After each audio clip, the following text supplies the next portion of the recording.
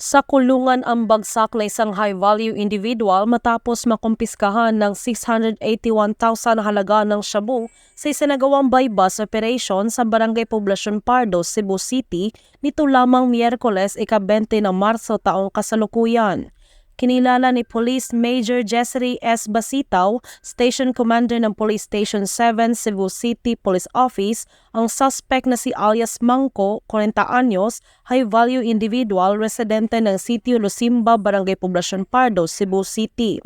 Isinagawa ang bypass operation bandang alas 11:25 ng umaga na nagresulta sa pag-aaresto ng suspect at pagkumpiska ng 9 na pakete ng hinihinalang shabu na may kabuuang timbang na 100 gramo at may standard drug price na 681,360. Maliban sa droga, nakuha din mula sa suspect ay isang unit ng Smith & Wesson caliber 38 snub-nose revolver na may 3 live rounds ammunition.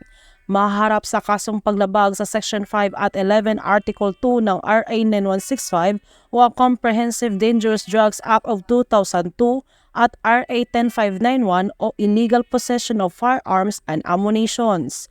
Ang matagumpay na operasyon ay bunga ng maigting na pagtalima ng kapulisan sa pagsusulong ng programa ng pamalaan upang labanan at matuldukan ang problema sa iligal na droga at anumang uri ng kriminalidad.